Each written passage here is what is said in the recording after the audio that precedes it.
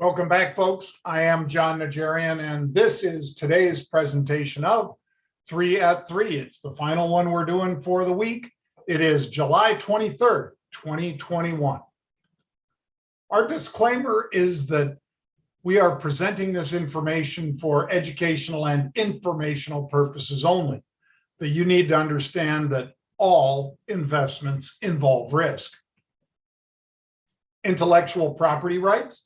Yes, we have registered marks, trademarks, copyrights on virtually everything you're about to see. So please, before you use it in a commercial venue, ask us first. Thank you. All right. Here's one that I am no longer participating in from the activity that we had 2 days ago, but I am back in now. And that is Square. And why did I get back in? Well, if you're a regular viewer of the show, you know that when we see activity, we try to stay in the same expiration, whether that's this week, which is the 23rd of July, or whether it's whichever expiration in the future. I generally set myself up in those same situations as the smart money set themselves up in.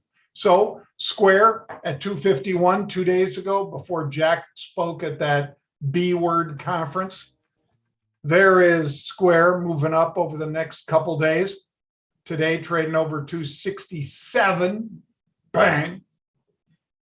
And now it's at the lower end of that range today. Volume let's call it 5 million shares versus 6.9 million on a full session. And we had unusual again today. And guess what?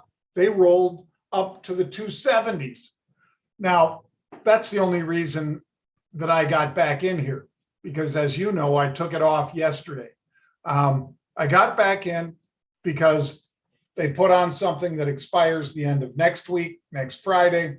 So I jumped on this one and sold the 275s against us. We'll see if this one continues to that upside. It's going to feel pretty good to stick them twice in as many days. Apple, same story here. Apple stock's 145. We talked about the 90,000 of those calls that were bought.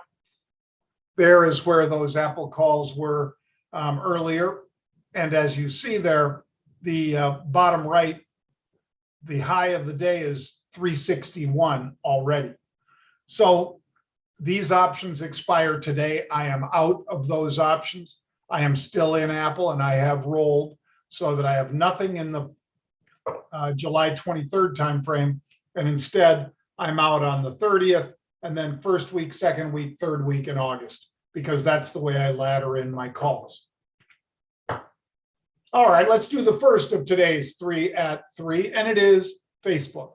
Facebook 362.94, 10,000 of the next week expiration, July 380 calls go by.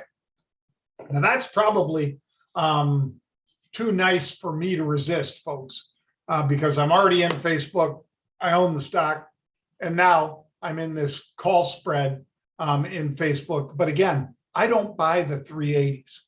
I buy the 360s, the 362.50s, you get the idea. I'm going to buy an in the money or at the money and sell a higher strike against it.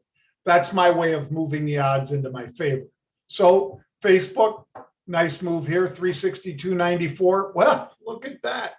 Moved up $10 since we did that. 10 buckaroonies, folks. Been as high as 375. So one of the very significant drivers. And as always, I'm going to let you know that the final weeks of an options life, you can hear the time decay. Just listen. It's just like air escaping a balloon. That's why, especially since I'm in calls that when I did my calls, they were at the money, they have now more than doubled in value. Stock moved all the way up to 375. So not surprisingly, they moved up in value. I have already taken those calls off, and now I have rolled up. And as of just a little bit ago, I'm in the 370, 380 spread. So in no time have I owned the 380 calls, but I have rolled up from my 365s and so forth up to the 380s, already taken some money off the table. Bang. Second of our 3 at 3, this is VF Corp. VFC is the symbol. They were buying with the stock at 82.60. They're buying a just at the money or in the money call, the 82.50s that expired next week. So parent company of North Face and a bunch of other brands. If you wanted to scramble in here with me, you can buy that at the money call and sell the 85s or higher against it. As long as you're doing it one-to-one, as I always say, you've got no additional upside risk. You, in fact, are rooting for it to go through the strike of the call that you sold. Why? Both sides get called out, bang, you make the differential between those two strikes.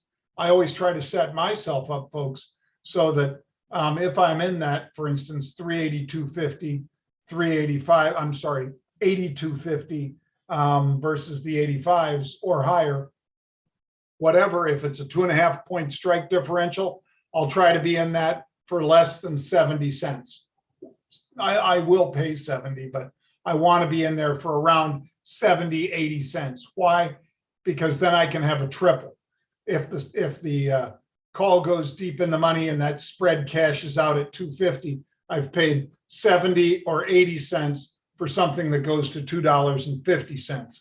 So then I don't just double my money, because I don't like one-to-one risk versus reward. I want to be 2-to-1, 3-to-1 risk versus reward. That's the way I play it. You have to decide what's appropriate for you. There is a chart of VF Corp as it moves up by 60 cents or so, been as high as 83.45 today, and decent volume, 1.7 million shares so far. Third and final of our 3 at 3 today is WDC, Western Dig. Stock 63.22. They're buying the 71 calls. Now, if you're somebody who's paid attention, you know that I am not buying those 71 calls. It doesn't mean you shouldn't, just means that I am a more conservative investor, I guess, than some of you. And so I will buy an at the money call and sell a higher strike against it. And in the case of Western Digital, I do see a nice higher future out there. And there you see it. Stock moves to 63.30 from 63.22. So it's up 8 cents and been as high today as 63.86.